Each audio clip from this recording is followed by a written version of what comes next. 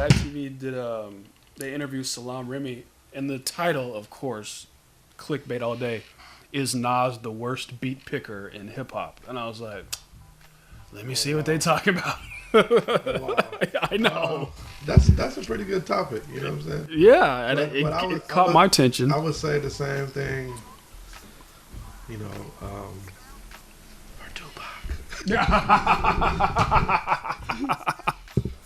I wonder if Tupac even listened to the whole beat. Right, he's already in the booth. Yeah, I came across a mixtape. It was like a mashup of DJ Quick beats with Pac verses over it. Mm-hmm.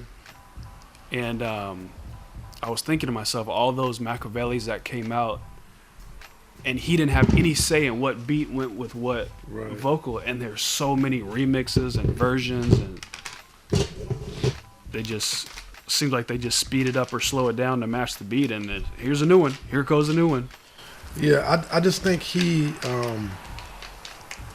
was heavily inspired, and he had a lot of his conversation was bigger than the music. Yeah. So I think that's for that reason he always had more to say than the beat had to. You know what I'm saying? Right. And when you're that inspired, you could play beats that are subpar and be like, oh, okay, I'm gonna hop on it.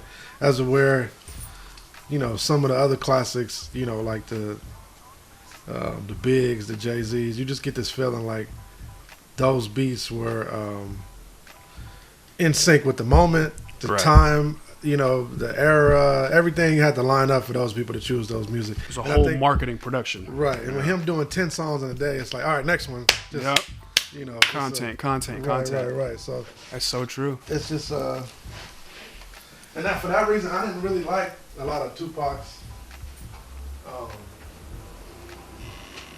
I wasn't anti-Tupac, but he didn't hit me right away as a kid. Just because the shit just wasn't entertaining to me. You know what I'm saying? Yeah, whenever I would play it, my cousin would be like, who's a huge Beyonce fan, for context. Right. He would be like, why is he always yelling at me? But that was the part of the song that made it cool, because he always had a part in the song where his mood was going to transition. Right. You know, where he's just kind of talking to you, and then it's almost like, and he's heavily politically influenced, you know what I'm saying? So it was almost like he gives you the Martin Luther King at first. Yeah. These are the issues that affect all of us. I'm just a fly on the wall. Mm-hmm. And then there's a point where the militant kicks in, the Panther, the 5% of the extremists that says, by any means. Like, that to me is the theme of all his music. Is like, we can do this, let's be in harmony. But then again, I'm a thug, so fuck harmony. Yeah. And then, you know what I'm saying? That one interview, I think it was MTV News, where he was talking about, you know, we're hungry, please let us in. Y'all eating all this good food. You know the one I'm talking about? I don't know.